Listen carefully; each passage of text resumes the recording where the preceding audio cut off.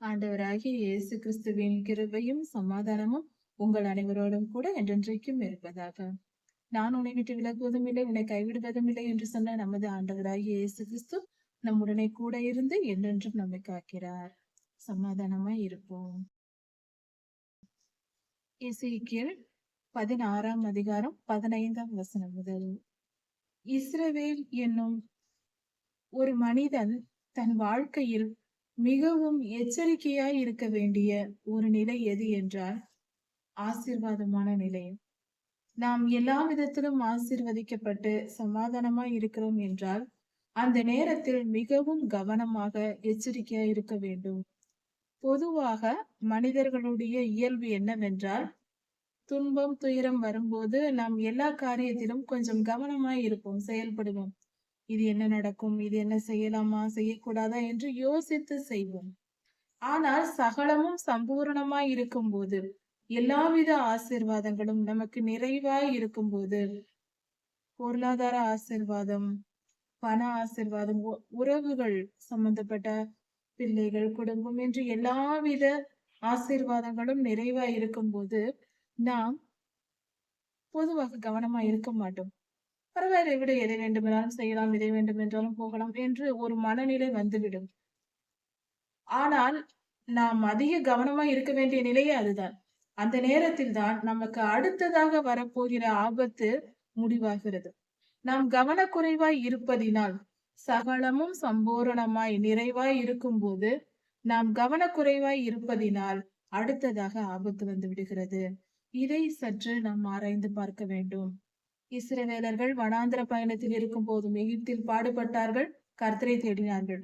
வனாந்திர பயணத்தில் வந்தார்கள், பலவித துன்பங்களை அனுபவித்து, அதாவது பலவித போராட்டங்களை போராடி கடைசியில் அவர்கள் கானானுக்குள் பிரவேசித்தார்கள். அது வரைக்கும் பரிசுத்த சந்ததி உருவாகியது. ஆனால் அதன் பிறகு கானானுக்குள் வந்து செழிப்பான வாழ்க்கை வாழ்ந்தார்கள். அந்த செழிப்பில் கர்த்தருடைய நியமங்களை மறந்து போனார்கள். கட்டளைகள், கற்பனைகள், நியாயப்பிரமாணங்கள், பண்டிகை ஆசரிப்புகள், பலி செலுத்தும் முறைகள், இவைகளை எல்லாம் அவர்கள் கவனிக்காமல் விட்டு போனார்கள். இது மிகப்பெரிய ஆபத்தான ஒரு நிலையை கொண்டு வருகிறது. கர்த்தருடைய வார்த்தையை, அவருடைய கட்டளையை மறந்து போனால் அதைவிட ஆபத்து வேறொன்றும் இல்லை. நமக்கு சகலமும் சம்பூரணமாய் இருக்கும் போது கர்த்தருடைய நினைவு வராது. பொதுவான இயல்பு மனிதர்களுக்கு, ஒரு விழிப்புணர்வு இல்லாத மனிதர்கள், சாதாரண மனிதர்களுடைய நிலை இது. உபத்திரவங்களால் பூரணப்பட்ட பின்பு அந்த நிலை இருக்காது. ஆனால் ஆரம்பத்தில் இப்படி இருக்கும். எல்லாம் நிறைவாய் இருக்கும் போது ஜெபிக்க வேண்டும் என்றால் கடினமாய் இருக்கும். ஜெபிக்க வேண்டுமா, எவ்வளவு நேரம் என்று தோன்றும். வேதம் வாசிக்க வேண்டுமா, எனக்கு அதற்கெல்லாம் நேரம் இல்லை என்று சொல்ல தோன்றும். ஏனென்றால் நமக்கு வேலை அதிகம், பணம் அதிகம், எல்லா சௌகரியங்களும் இருக்கிறது. அதையெல்லாம் அனுபவிக்க வேண்டாமா, அதற்குதான் நேரம் நமக்கு சரியாக இருக்கும். நமக்கு கடவுள் கொடுத்த ஆசீர்வாதங்களை அனுபவித்துக் கொண்டிருப்பதா, அவரது கட்டளைகளை கேட்பதா என்று நமக்கு தோன்றும். அந்த உணர்வு இருக்காது. நாம் கொஞ்சம் மெத்தனமாய் இருப்போம். நிர்விசாரம், அது மிகப்பெரிய ஆபத்தான ஒரு நிலை. கேர்லெஸ்னஸ். கர்த்தரிடத்தில் பயம் இருக்காது.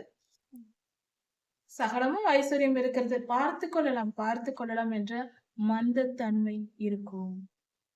இதுதான் ஆபத்து. அடுத்து வரும் ஆபத்துக்கு அஸ்திவாரமே இந்த மந்தத்தன்மை தான். இதன் விளைவாக என்ன செய்வோம்? நம் வீட்டில் நிறைய பணம் இருக்கிறது, எல்லா உறவுகளோடும் சந்தோஷமா இருக்கிறோம், குடும்பமாக சந்தோஷமா இருக்கிறோம், எல்லா தேவைகளும் நிறைவா இருக்கிறது என்றால் என்ன செய்வோம்? ஒரு நாள் லீவ் கிடைத்தாலும், ஒரு நாள் ஓய்வு கிடைக்கிறது என்றால் எங்கேயாவது டூர் செல்லலாமா என்று தோன்றும். உட்கார்ந்து உபவாசித்து ஜெபிக்க நேரம் தோன்றாது, மனமே வராது. எங்கேயாவது டூர் செல்லலாமா, எதையாவது அனுபவிக்கலாமா என்று பலவித இன்பங்களை தேடி ஓடும். அது என்ன செய்யும்? எல்லாவித இன்பங்களை காட்டுவது போல காட்டி சாத்தான் இச்சைக்குள் இழுத்து நம்மை ஆழ குழி தோண்டி புதைப்பான். அது அவனுடைய தந்திரம். கொஞ்சம் ஓய்வு கிடைத்தால் அந்த நேரத்தை கர்த்தரிடத்தில் செலுத்து என்றுதான் கர்த்தர் ஓய்வு நாளை பரிசுத்தமாய் ஆசரிக்க நினைப்பாயாக என்று சொன்னார். எல்லா ஓய்வு நாட்களும் கர்த்தருடைய சன்னதியில் இருப்பதற்காக நமக்கு கொடுக்கப்படுகிறது. நாம் உலகத்தின் சன்னதியில் போய் உலகத்தின் மடியில் உலக இன்பங்களில் போய் கிடந்தால் அதன் விளைவு ஆபத்து. உள்ள எல்லா ஐஸ்வர்யமும் சந்தோஷமும் இழந்து போகிறோம். எவ்வளவு பணம் இருந்தாலும், எத்தனை உறவுகள் இருந்தாலும், எல்லா ஐஸ்வர்யங்களும் இருந்தாலும் நம் சரீரத்தில் ஆரோக்கியம் இருக்காது. நோய்கள் இருக்கும், வலிகள் இருக்கும், வேதனைகள் இருக்கும். ஒரு உணவு சாப்பிட முடியாது, நிம்மதியாய் தூங்க முடியாது, எந்த செயலையும் செய்ய முடியாத ஒரு நிலை இருக்கும். எது இருந்து என்ன பிரயோஜனம்? அதனால் ஐஸ்வர்யம் இல்லாமல் ஏழையாகவே வாழ்ந்திருக்கலாம் அல்லவா? கர்த்தர் ஒரு மனிதனின் இருதயத்தை பொறுத்துதான் அவன் வாழ்க்கையை நிர்ணயிக்கிறார். நம் மனம் எப்படி இருக்கிறதோ அது போலதான் நம்முடைய வாழ்க்கையும் இருக்கும். நாம் கர்த்தருக்கு பயந்து, கர்த்தருக்கு கீழ்ப்படிந்து, அவருக்கு அடங்கின மனிதர்களாய் இருந்தால் நமக்கு சகல ஐஸ்வர்யங்களும் நிறைவாய் கிடைக்கும். கர்த்தர் நம்மை கண்மணி போல பாதுகாத்து வழி நடத்துவார். எத்தனை துன்பங்கள் வந்தாலும் கர்த்தர் காத்து நம்மை மீட்டு கொண்டு வந்து விடுவார். நம்மை பாதிக்காது. இன்ப துன்பங்கள் வாழ்க்கையில் உண்டு. அது நம்மை சுத்திகரிப்பதற்கு கர்த்தர் தான் அனுமதிக்கிறார், வேறு யாரும் அல்ல. நம்மை சுத்திகரிப்பதற்கு, நம்மை மனம் திரும்ப பண்ணுவதற்கு கர்த்தர் அனுமதித்து கொண்டு வருவார். இப்படிதான் இஸ்ரவேலர்கள் கானானுக்குள் பிரவேசித்து எகிப்திலிருந்து புறப்பட்டு வந்தார்கள். கர்த்தர் சுத்திகரித்து அவர்களை கானானுக்குள் கொண்டு போய் சேர்த்தார். போய்விட்டார்கள். இப்பொழுது சகலமும் சம்பூரணமாய் இருக்கிறது. ஆனால் இப்பொழுதோ கர்த்தரை மறந்து போனார்கள். இதுதான் நடந்தது. இந்த நிலைதான் 15ஆம் வசனத்தை கொடுக்கிறது. கர்த்தரை மறந்து என்ன செய்தார்கள்? ஒரு வாலிப பெண் ஒழுக்கம் இல்லாமல் கற்பு குலைந்தவளாய் பாவம் செய்து வாழ்கிற வாழ்க்கை ஒரு பெண் வாழ்ந்தால் எப்படி இருக்கும்? அது போல இஸ்ரவேலின் சந்ததி, அதாவது வேதத்தில் விபச்சார பாவத்தை குறித்து கர்த்தர் சொல்லுகிறார் என்றால் அது விக்கிரக ஆராதனையை குறிக்கிறது. இஸ்ரவேலர்கள் விக்கிரக ஆராதனைக்கு இடம் கொடுத்தார்கள். அதைதான் கர்த்தர் சொல்லுகிறார், சகல மேடுகளின் மேலும் நீ விபச்சாரம் செய்தாய் என்று. அப்படி என்றால் மேடைகளை கட்டி விக்கிரகங்களை வைத்து அதை வழிபட்டார்கள், தொழுது கொண்டார்கள். நீதான் என்னை காப்பாற்ற வேண்டும் என்று அதன் கால்களில் போய் விழுந்தார்கள். அதைதான் கர்த்தர் இங்கு சொல்லுகிறார். அப்படி சமுதாயத்தில் விபச்சார பாவத்தை உலகம் எப்படி வெறுக்கிறதோ, அது கேவலமான செயல் என்று சொல்லுகிறதோ, அதே போல அதற்கு இணையாக கர்த்தர் விக்கிரக ஆராதனையை சொல்லுகிறார். கர்த்தருக்கு இது அவ்வளவு அருவருப்பானது. விபச்சார பாவமும் அருவருப்பானதுதான், அதை போன்றது இது என்று சொல்லுகிறார் கர்த்தர். நீயோ வென்றால், இஸ்ரவேலை குறித்து கர்த்தர் சொல்லுகிறார். இஸ்ரவேல் என்ன செய்ததாம்? எல்லாவற்றையும் கொடுத்து கர்த்தர் ஆசீர்வதித்த பின்பு நீயோ வென்றால் உன் அழகை நம்பி, அப்படி என்றால் இஸ்ரவேலர்கள் தங்கள் பராக்கிரமத்தை நம்பி போகிற வருகிற எல்லோரோடும் வேசித்தனம் செய்தார்களாம். அப்படி என்றால் அக்கம் பக்கத்தில் இருந்த அசீரிய ராஜாக்கள், அசீரிய சேனையோடு, சீரியர்களோடு இவர்கள் உடன்படிக்கை செய்தார்கள். சீரிய ராஜாவோடு உடன்படிக்கை செய்தார் யூதாவின் ராஜா. இஸ்ரவேலின் ராஜாவும் இப்படியாக செய்தார். இப்படி அந்நிய ராஜ்யங்களோடு இவர்கள் உடன்படிக்கை செய்து அந்த ராஜ்யங்களோடு கூடிக்கொண்டு, அந்நியர்களோடு கூடிக்கொண்டு ராஜ்யங்களை நடத்தினார்கள். இதைதான் கர்த்தர் இப்படி வெளிப்படுத்துகிறார். வழியில் யாரையெல்லாம் நீ பார்த்தாயோ அவர்களோடெல்லாம் நீ உடன்படிக்கை செய்தாய் என்று கர்த்தர் சொல்லுகிறார். யூதாவும் இஸ்ரவேலும் ஒன்றாய் இருக்க வேண்டியவர்கள் இரண்டு சேனையாக பிரிந்து விட்டார்கள் அல்லவா? அதாவது ரெகுபெயாமின் காலத்தில். ஆனால் இவர்கள் ஒற்றுமையாய் இல்லாமல் இவர்கள் ஒருவருக்கொருவர் எதிர்த்து கொண்டு, யூதாவும் இஸ்ரவேலும், இஸ்ரவேலின் 10 கோத்திரத்தார் ஒரு கூட்டம், யூதா கோத்திரம் ஒரு கூட்டம், 2 கூட்டங்களும் சேர்ந்து சண்டையிட்டுக் கொண்டு அந்நியரை சேர்த்து கொண்டு சண்டையிட்டார்கள். அசிரியரோடு உடன்படிக்கை, சிறியரோடு உடன்படிக்கை, இப்படி எல்லாம். இதைதான் கர்த்தர் அருவருப்பாய் சொல்லுகிறார். நீ பாவம் செய்து உன் வஸ்திரங்களை வழிபோக்கர்களுக்கு கொடுத்தாய் என்று கர்த்தர் சொல்லுகிறார். வஸ்திரங்கள் என்பது நீதியை குறிக்கிறது. இஸ்ரவேலின் நீதி நியாயங்கள் அந்நியருக்கு சென்றது. அப்படி என்றால் இவர்கள் அவர்களோடு கலந்து, அந்நியர்களோடு கலந்து உடன்படிக்கை செய்கிறார்கள்.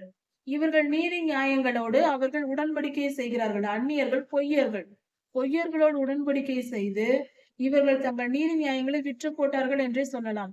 அந்த அளவுக்கு இவர்கள் செய்தார்கள், கொடுத்து விட்டார்கள் என்றுதான் வேதம் சொல்லுகிறது. பல வர்ண ஜோடிப்பான மேடைகளை உண்டு பண்ணி நீ விபச்சாரம் செய்தாய் என்று இந்த இடத்தில் குறிப்பிடப்படுகிறது. பல வர்ண வேடிக்கையான பலிபீடங்கள், பல நிறங்கள் சேர்ந்த பலிபீடங்களை உண்டாக்கி பாவம் செய்தாய் என்று. இது ஒரு காரியத்தை, இந்த காலத்தில் நடக்கிற ஒரு காரியத்தை நமக்கு நினைவுபடுத்துகிறது. அதாவது இந்த காலத்தில் நாம் சோதமியர் என்ற பெயரை வைத்திருக்கிறோம். எல்ஜிபிடி குரூப், இந்த கூட்டத்தை சேர்ந்தவர்கள் வெளிநாடுகளில், ஏன் இஸ்ரேல் தேசத்திலும் இப்பொழுது கிளம்பி இருக்கிறார்கள்.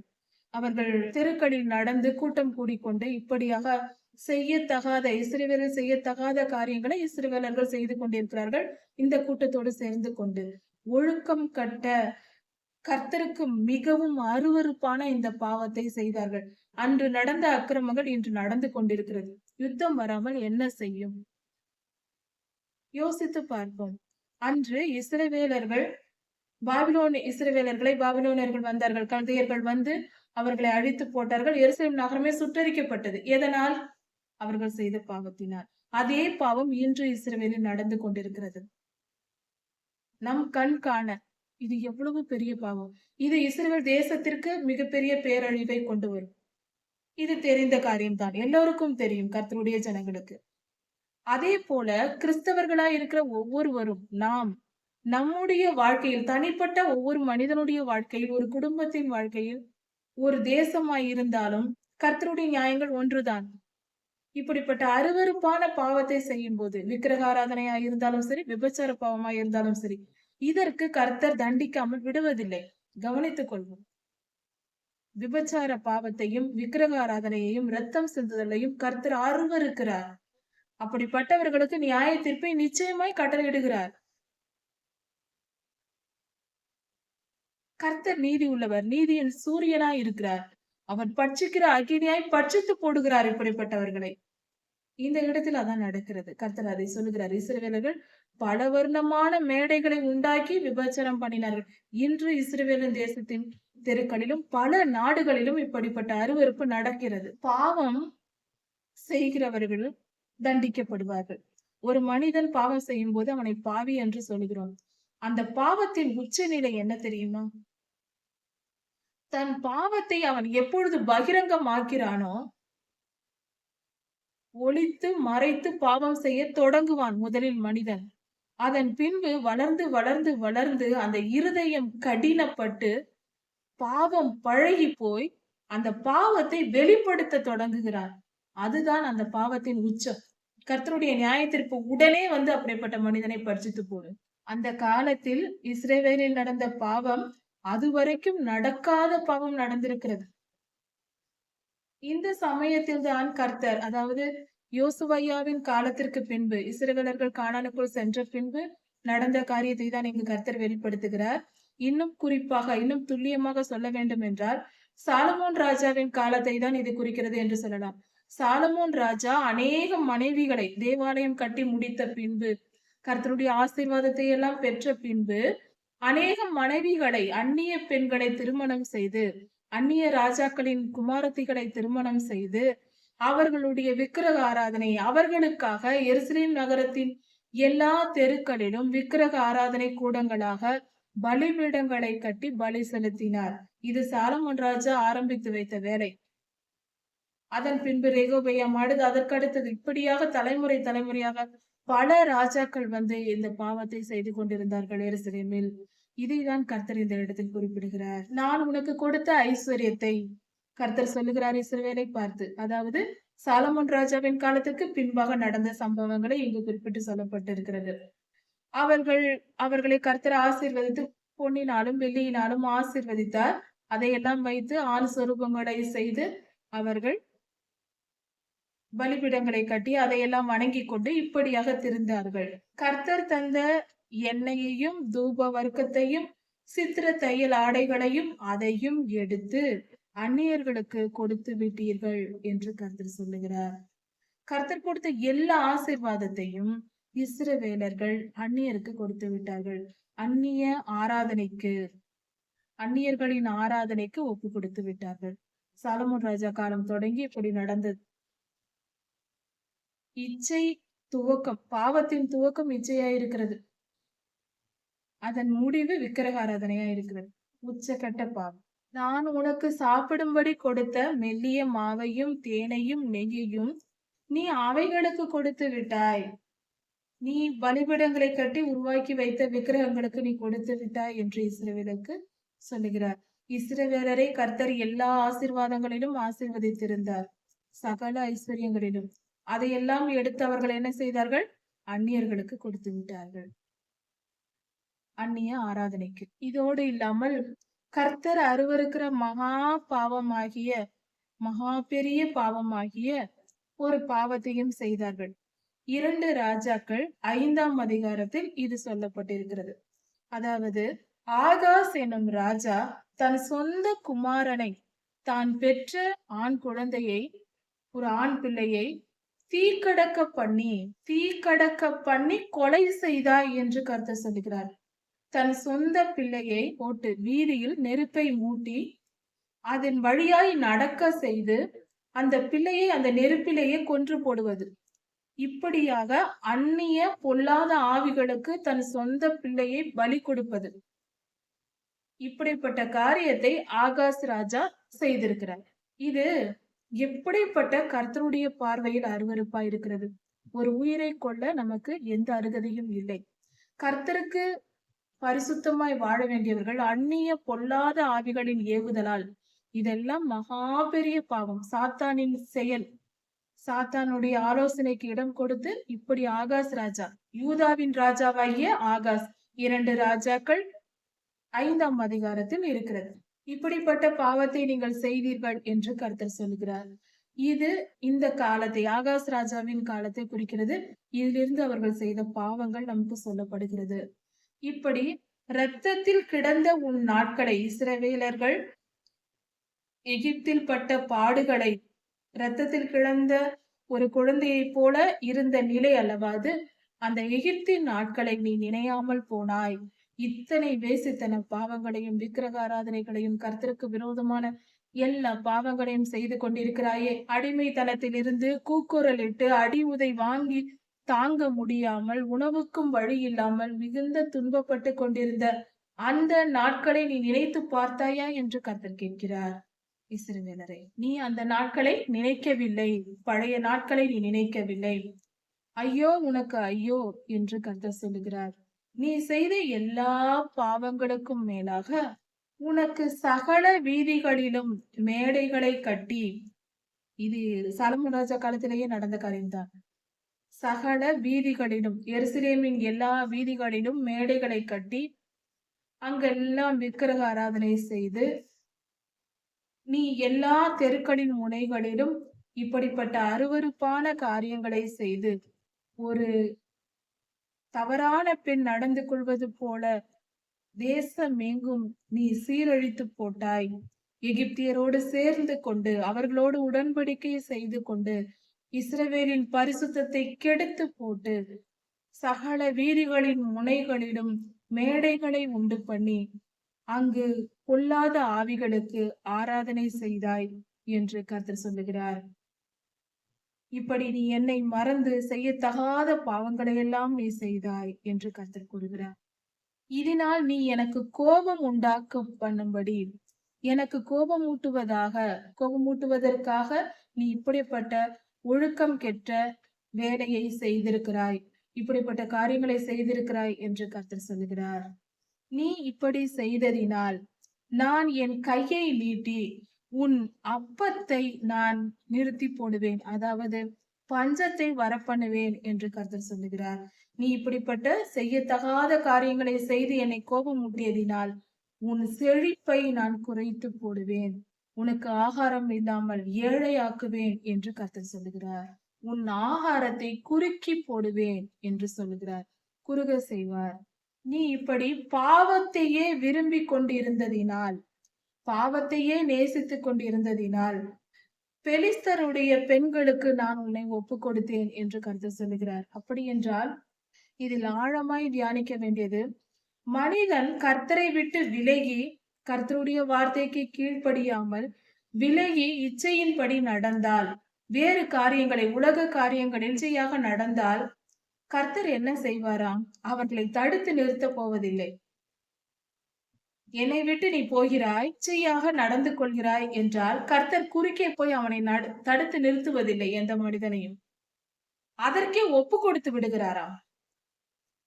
எந்த பாவத்தை நோக்கி நீ போகிறாயோ அந்த பாவத்தை நோக்கி போ என்று விட்டு விடுகிறார் கர்த்தர்.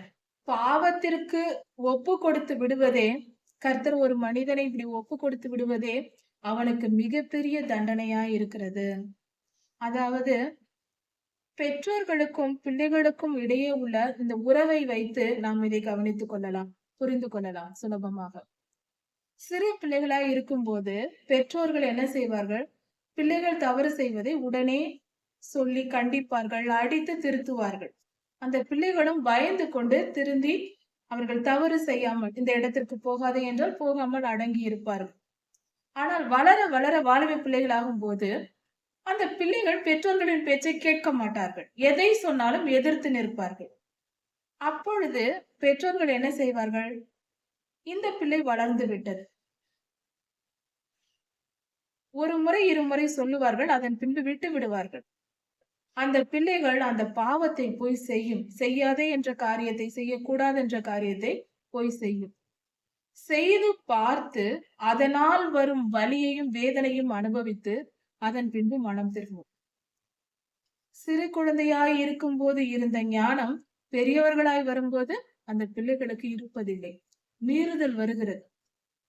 இது எல்லா மனிதர்களின் டிஎன்ஏவிலும் இருக்கிற சுபாவம். ஆனால் அந்த மனித வாழ்க்கையில் ஆபத்தான சூழ்நிலை எது என்றால் சிறு பிள்ளையாய் இருக்கும் போதல்ல, பெற்றோர்களுக்கு பயந்து கீழ்ப்படியும் போது அந்த பிள்ளைகள் சுகமாய் இருக்கிறார்கள், அந்த ஆபத்தை சந்திப்பதில்லை, காப்பாற்றப்படுகிறார்கள்.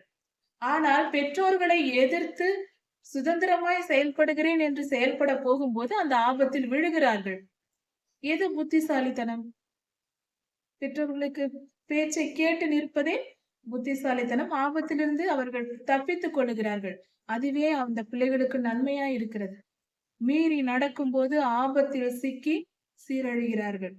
அது அவர்களுக்கு துன்பத்தை கொண்டு வரும். இதனால்தான் வளர்ந்த பின்பு அநேகம் மனிதர்கள் துன்பப்படுவது கீழ்ப்படிதல் இல்லாததினால்.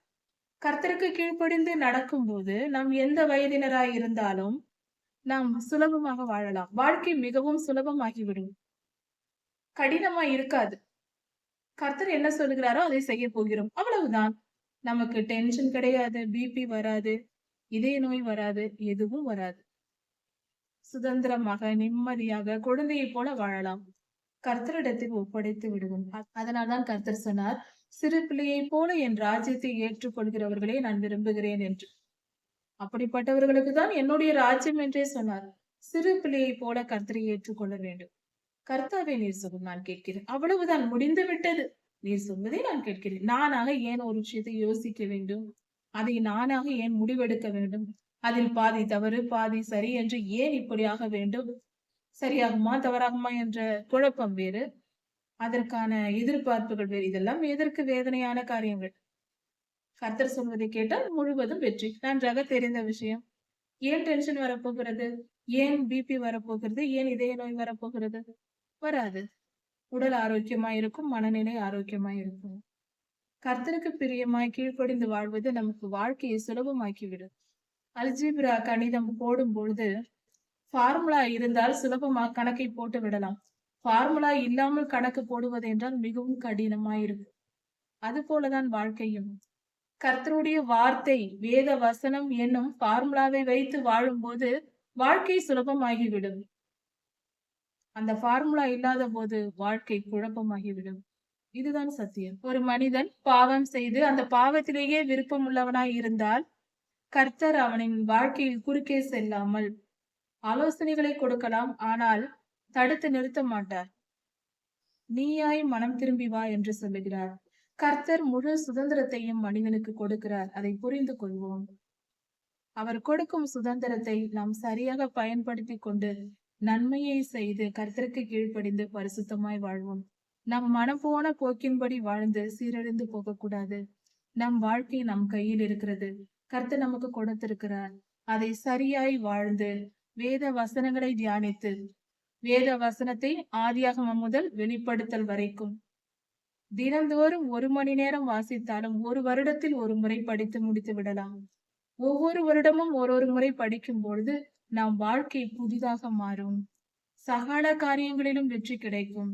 சகல சமாதானத்தையும் நாம் பெற்றுக்கொள்ளலாம். சகல ஐஸ்வர்யங்களையும் நாம் பெற்றுக்கொள்ளலாம். அன்பு நிறைந்த சமாதானமுள்ள ஒரு நல்ல வாழ்க்கை நமக்கு கிடைக்கும். கர்த்தருடைய மேலான ஆசீர்வாதம் அது. அப்படிப்பட்ட ஆசீர்வாதத்தை பெற்றுக்கொள்ள நாம் கர்த்தருக்கு பிரியமாய் நடப்போம். ஒவ்வொரு நாளும் வேத வசனத்தை எடுத்து ஆதியாகமம் முதல் பக்கத்திலிருந்து 4, 5 அதிகாரங்கள் ஒவ்வொரு நாள் படித்தாலும் 1 வருடத்தில் முழுவதும் படித்து விடலாம். இப்படி பலமுறை நாம் படித்து தியானிக்கும் பொழுது கர்த்தருடைய வார்த்தை நமக்குள் வந்து பரிசுத்த ஆவியானவர் நம் ஆத்துமாவை சுத்திகரிப்பார். நாம் பரிசுத்தவான்களாய் மாறுவோம். கர்த்தருடைய வார்த்தைக்கு செவி கொடுத்து நம்மை பரிசுத்தமாக்கிக் கொண்டு நித்திய ஜீவனை சுதந்திரித்துக் கொள்வோம். கர்த்தருடைய பார்வையில் சிறந்தவர்களாக, அவருக்கு பிரியமானவர்களாய் மாறுவோம். கர்த்தர் உங்களை ஆசீர்வதிப்பாராக. நமது ஆண்டவராகிய இயேசு கிறிஸ்து சீக்கிரமாய் வரப்போகிறார். அவருடைய வருகைக்கு நாம் ஆயத்தப்படுவோம். காலம் சமீபமாயிற்று. நீண்ட காலம் இனி இல்லை. ஆயத்தமாவோம். கர்த்தர் உங்களை ஆசீர்வதிப்பாராக. மாரநாதா.